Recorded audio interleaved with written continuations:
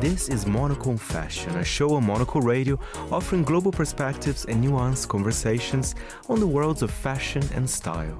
I'm your host, Fernando Augusto Pacheco, standing in for Natalie Teodosi.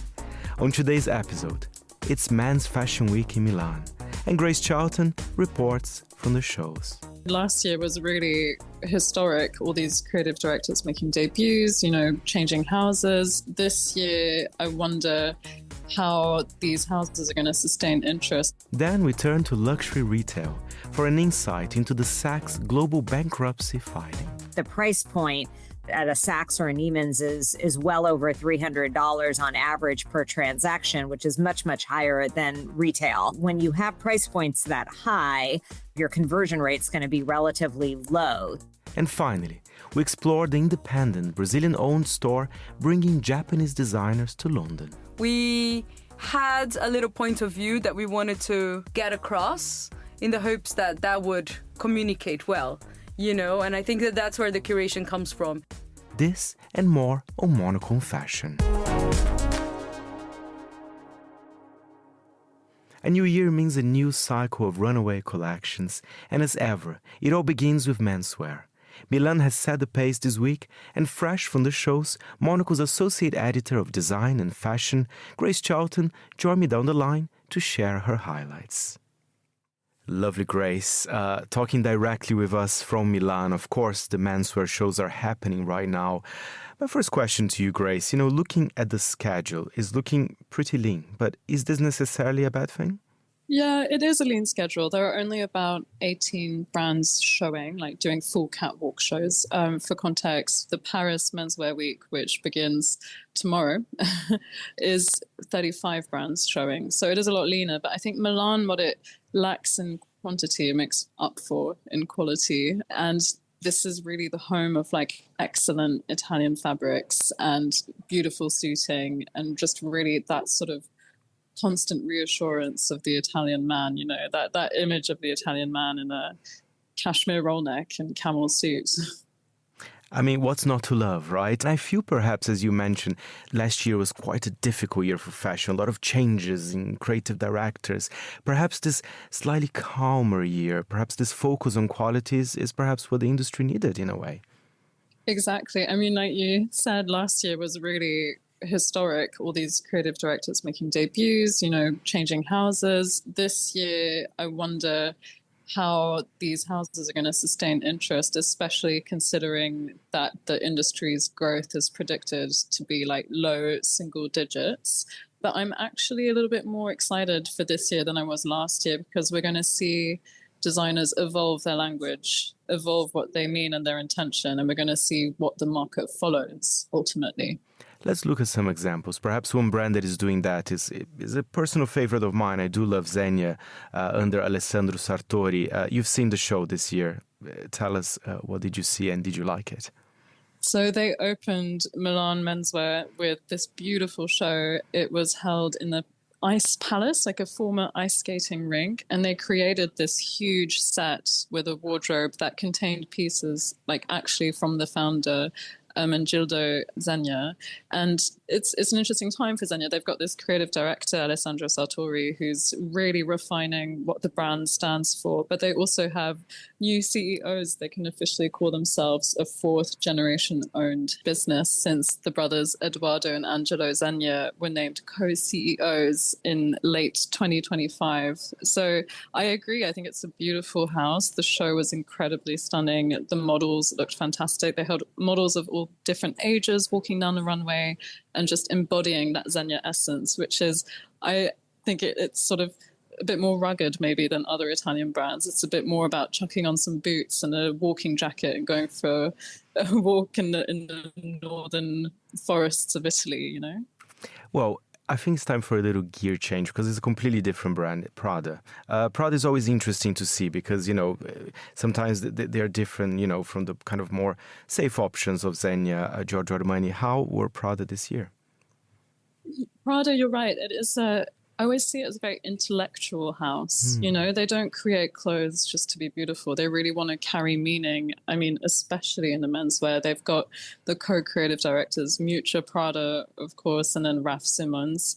I went backstage and spoke to them after the show, and they were talking about how, you know, we're living in these times which are so uncomfortable. Like, they feel really sad about the state of the world, but they also need to, you know, bring a creative vision that will see us through it. And the mood of the show was, I thought, I put down in my notes, like, a sense of anarchy. The music was quite aggressive. The models walked in a little bit of a menacing way. They had these rainwear coats on and like big hats, and it was, you know, cuffs were left undone. There was a real sense of like, oh, we just have to tough it out and like get through. So it was stunning. It was really, really beautiful.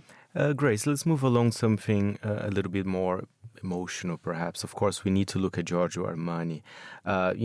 He died last year. You know, what a devastating loss for the fashion world. But everybody's curious, how is the brand going to evolve without him? I mean, so tell us, what did you see, and was it quite emotional actually for you? It was quite emotional. The music halfway through the show, the lyrics were about ashes to ashes and dust to dust. And I felt really sad. You know, Giorgio Armani was such a massive presence in Milan in the fashion scene, but the house needs to evolve and move on. At the moment, they've got Leo Del Orco leading the creative team. So he joined the house in 1977, and he was actually Armani's life partner, so very close to the brand. And the show itself was very classic Armani. There were lots of monochromatic grey suit sets and lots of, you know, like navy, deep midnight blue velvet jackets. One moment that was quite fun is all these models came out wearing like ski wear, because Armani was dressing the Italian team at the Winter Olympics in Cortina. But it was definitely emotional. And I mean, I want to hear from you, Faye, about this next little bit of gossip. People are saying Eddie Slimane is going to come on board as the creative director. What do you think? God. Well, if it is the case, it's funny because I never imagined Slimane at Armani, but I'm a huge fan of Slimane. So I think that would be such an interesting move, Grace. We need to do our gossip. I think it makes sense. Yeah. Yes, because the sense of tailoring is there, right?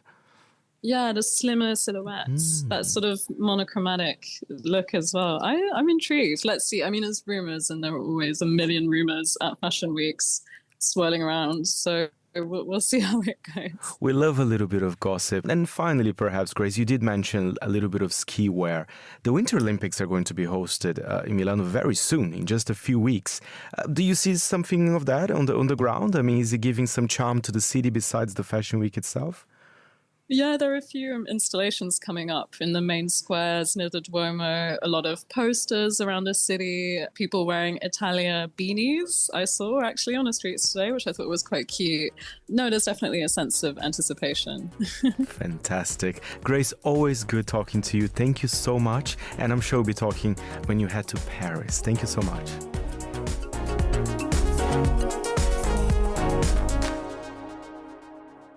Now, to luxury retail and the news that Saks Global has filed for bankruptcy.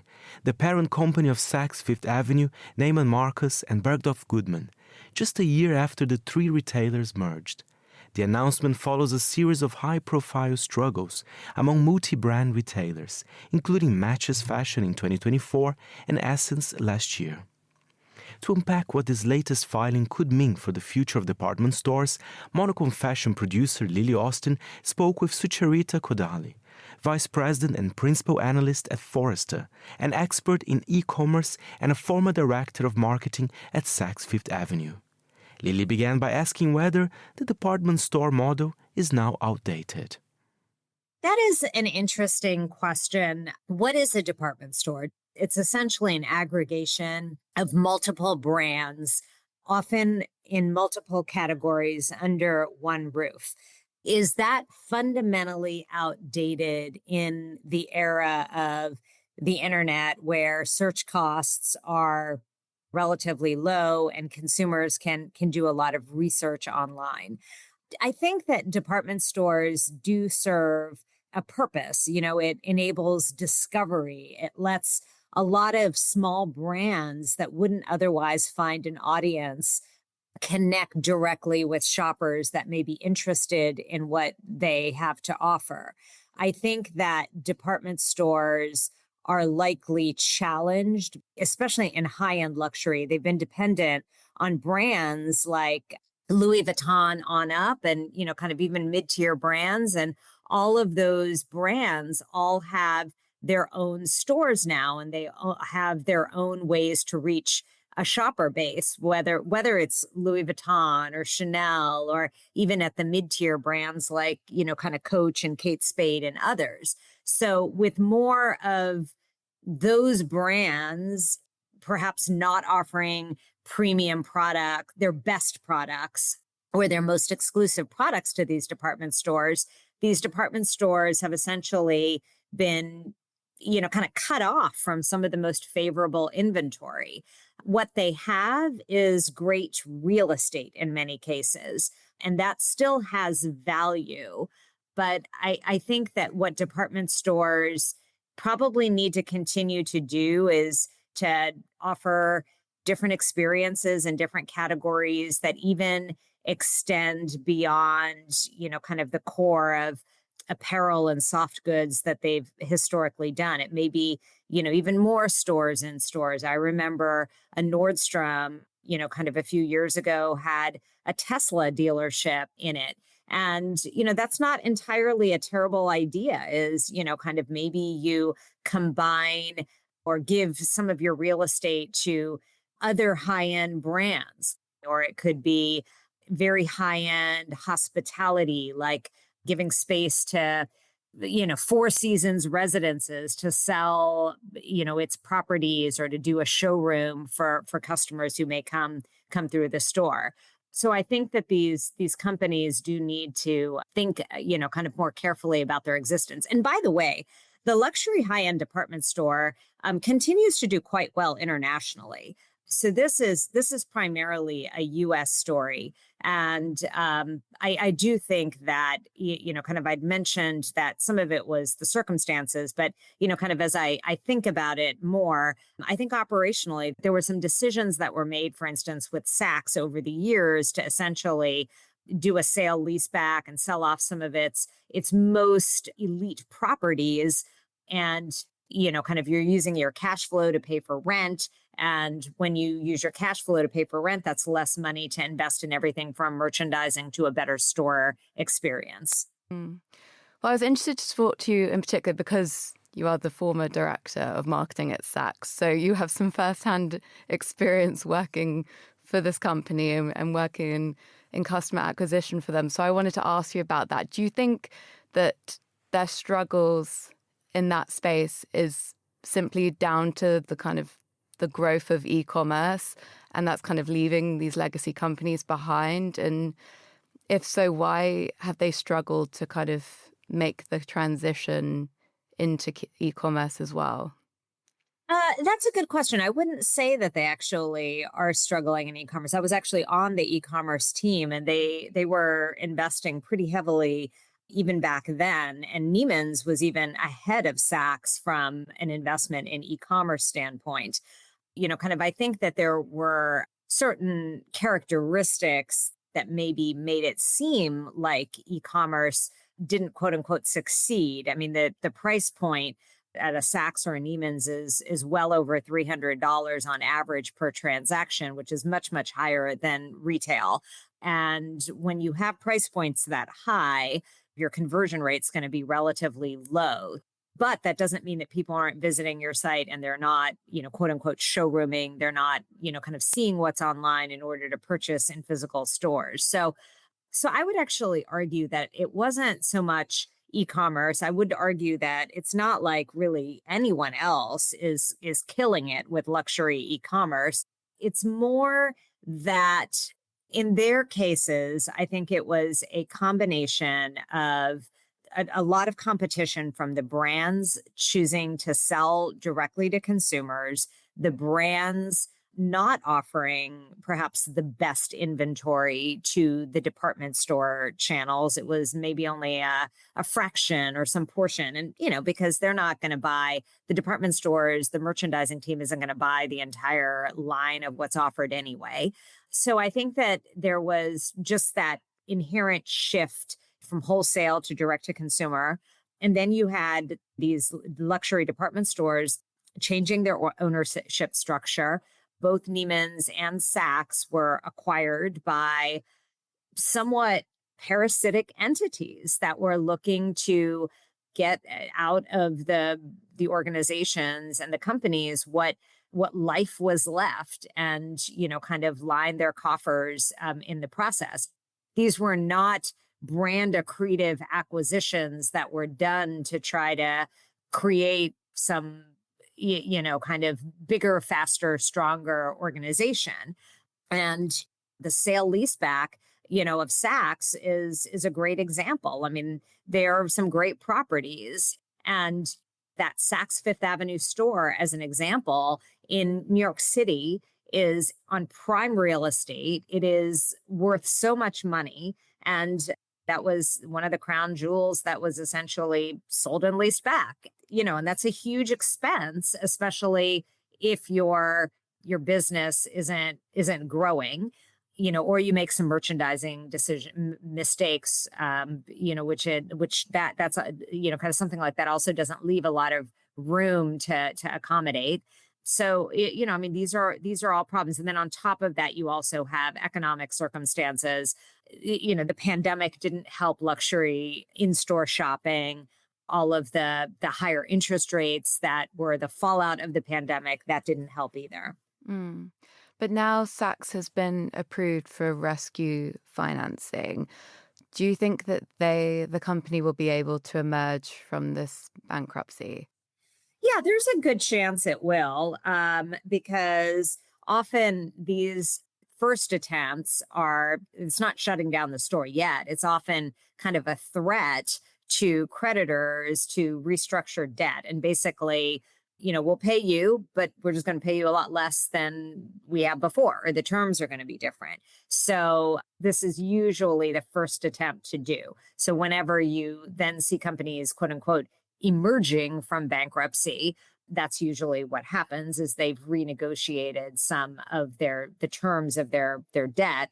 But sometimes even that's not enough. But we'll see. Mm. And just to close, I wanted to ask, after this sort of difficult start to the year for luxury retailers, what do you think 2026 holds? Are there any bright spots on the horizon?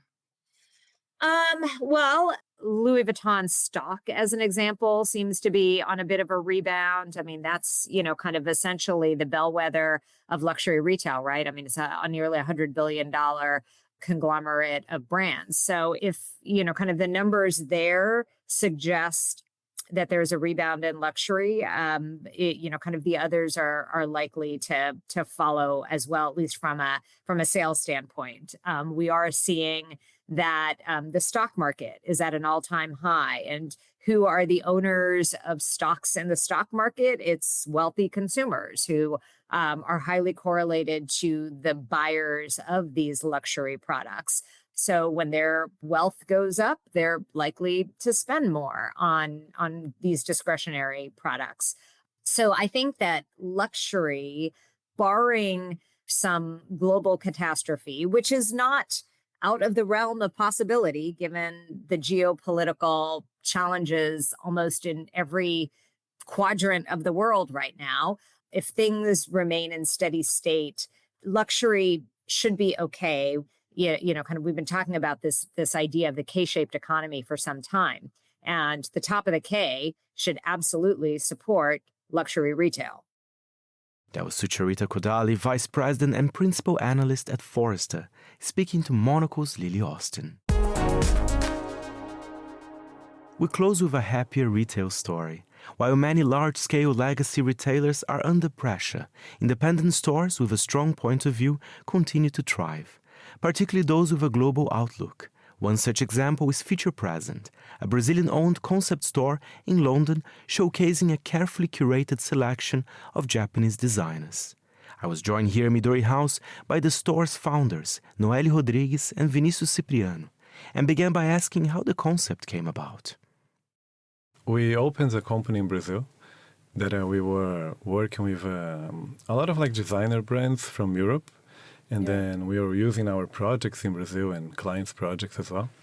So we kind of gained some knowledge there in international trades and establishing brands from abroad in a new You market. were bringing really when you started just yourself, and then we worked together for a little while as well.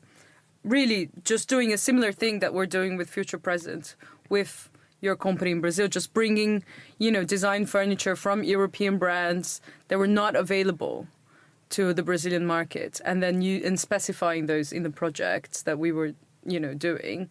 And so you were the first one to bring even Vitra to Brazil. They didn't have a sturdy operation. And so, that's how you gain a lot of experience on international trading like that as well, which was really helpful. And then, I was very young at the time, so I was just doing all of that, but I didn't know where it would lead me to. Yes, exactly. And then during that time, I was also traveling to London a lot because we kept our home here. Yeah. So I was spending half of my time in São Paulo, half of the time in London, backwards and forwards. And then I think just before COVID, we started to travel to Japan, to Asia. More often, since 2016, I think.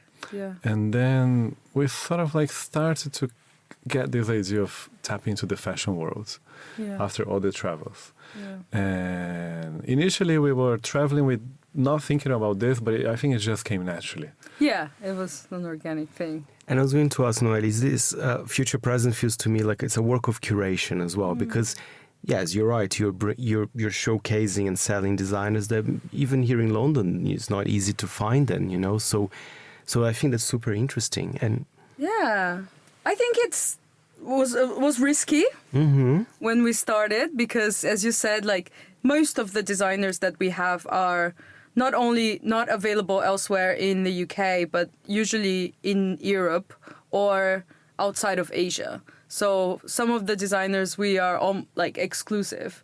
So it was a little bit risky.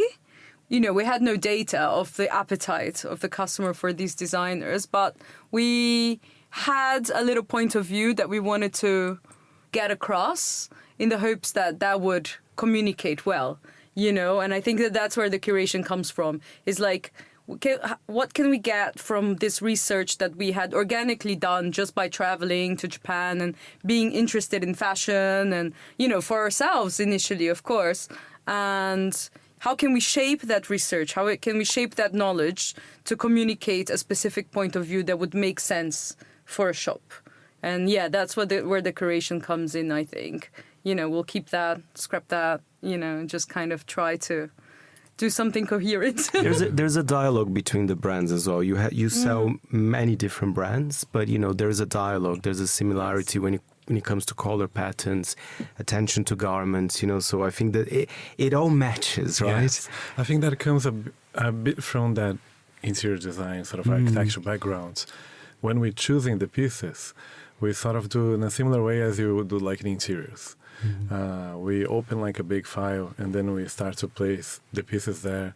So everything kind of goes well together. Yeah. It's almost creating a collection from different designers. We're not doing separate collections from each designer. We're doing all the different designers, but one collection that makes sense, that follows in a way a color pattern for that season, or what do we want to say now, with what we're bringing, what is our point of view now? Because there is a fixed one that, of course, informs the shop. And there's a mobility within the seasons and what we're buying, what we're feeling, what we think that is relevant, more or less. So, we always try to do that kind of... It works like furniture specification, the way we do it, because we have no background in fashion.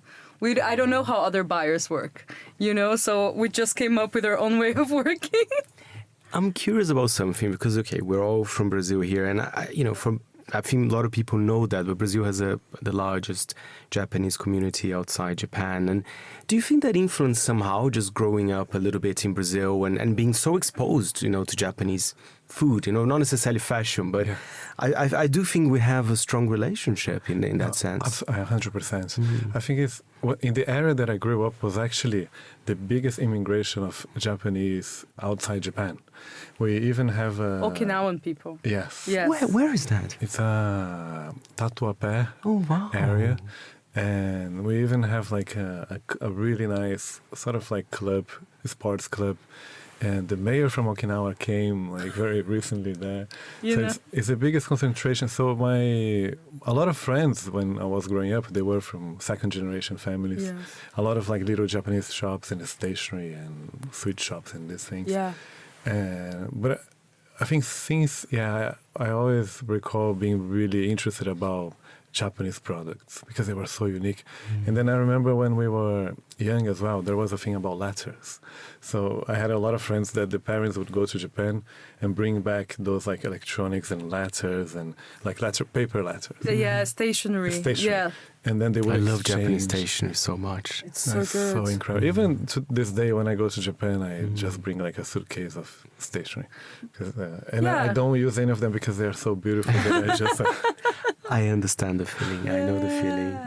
There's definitely a connection. Just by, like you said, it's not necessarily fashion, but just the approach, I think, of Japanese culture, the way it influences our lives.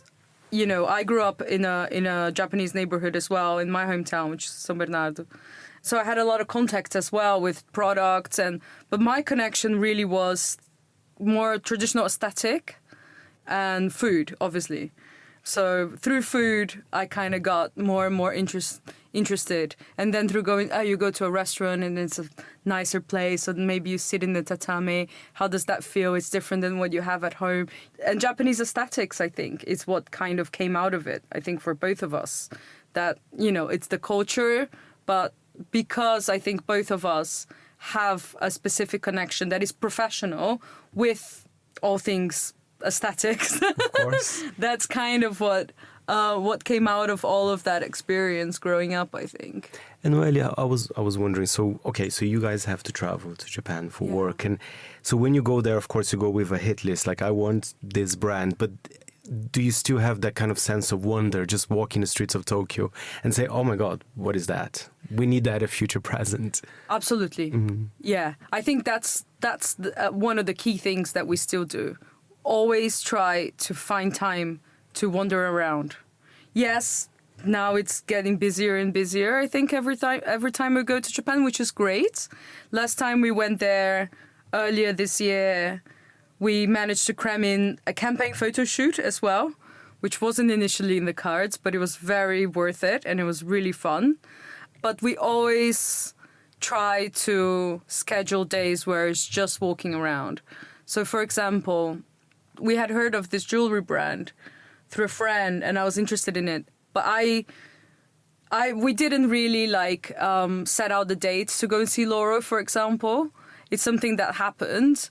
We were on our off day, following a bunch of the camping shoot and lots of meetings, and we had gone to a little spa just to get a massage and we'll wander around. We were feeling so relaxed and started walking through the neighborhood and just spotted a shop for this jewelry brand. And my friend had already told me, but it looked beautiful, the shop. So minimalist, so well put together, everything. Even though the shop was very minimalistic, the jewelry was very organic in shape, and I really liked that contrast. So we went in and we saw, interesting brand. It kept in our heads. And then the next day we had another meeting, and our friend who owns the brand said, I'm working for the jewelry brand as an image consultant. Let's do something together. That kind of thing. Serendipity. I love that. Exactly. I love stories like this. Yeah. Vinicius, but tell us about the store here in London. I know it's in Clerkenwell. By the way, Clerkenwell is the place to be. I would say in London. I think it's a very cool place. Interesting shops, bookstores as well. But tell us a little bit more about the space itself. The space. initially, when we started the project, we were looking to have a physical store. Mm-hmm. And we geared up to open the store, but then COVID hit at the time. And then we decided to go a little bit more low-key, and we shift the physical idea of the brick and mortar to an online experience first. So we started to think more about how can we do a website that is not so transactional, but emphasizes the product more. So it's sort of like redesign a website that in a way is a genderless. So you go there and you don't have a classic separation by men or women, and it's a product-focused experience. This we actually developed during COVID, when we were in São Paulo during the lockdown. And then when we got back to London, we needed to find a space to sort of like have our studio there, because products were about to arrive, we were about to launch and photograph and all these things. And then we found this space in Clerkenwell that is on the third floor of a former diamond cutting factory. Because Clerkenwell... That's chic. Yeah, right? Clerkenwell is very near Hatton Gardens, where all the diamonds are. So this was like a little factory. The doors are like everything is like very secure. Everything is original inside, which is great. Yeah, really nice. But it's a third floor. It's a third floor. Once you get there, the view is beautiful. But we started there as our studio. So in the beginning, it was only us, and some products started to arrive. And then when we launched the website, people started to call customers saying, "How can I come to try this?" And then we assembled one rail, and then more people started to call, and then 2 rails, and then now it's a very interesting space because it's still our office. It's still our office. It's still our studio. But it's also the shop. Exactly, but it's also the shop. And the design is a cross between like a store and a studio space, so it's very unusual. Yeah. Unusual is good. Yeah, I think it goes with the shop. It's on the 3rd floor, which is not that common in the UK. Yeah. It is common in Japan. Yes. You're bringing the trend here, so... It was not intentional, but as Vinicius said, we just found that space and it was nice and it was near us. We've been in Clerkenwell, both of us, for over 10 years as well, just living there. And we really enjoy the area. I think it's quite interesting because it's a quiet area in the middle of very busy locations. But you have creatives there, exactly. work and live in that area as well. So it's Clerkenwell is the biggest concentration of architects per square meter in Europe. Wow. And a lot of creative industries are there. So I think it brings like a really nice energy. Yeah. But at the same time, our space in a way is a very calm experience because once you're there, it's not like a traditional retail. So especially when we have customers coming in, it's the best time of the day because we get it's so nice. To interact and have a nice conversation. Yeah. It's quite cozy. It's more private. We tend to have a group at a time. With appointments and things like that. Just because of the nature of our space, you have to go up, you have to buzz in, that kind of thing. We'll welcome everyone that comes, but usually it's more like individual groups each time, and which is really nice because it also, I think it gives the customer a chance to connect with the shop a bit deeper, and it gives us a chance to connect with the customer as well, and just create like nice relationships that we have done like over these past few years, because there is a lot of creative industries around. I think the kind of profile of the customer that comes in, it's also similar to us. So yeah, it's a nice thing. A friend of ours that is in hospitality said it has a little bit of hospitality rather than a retail feel.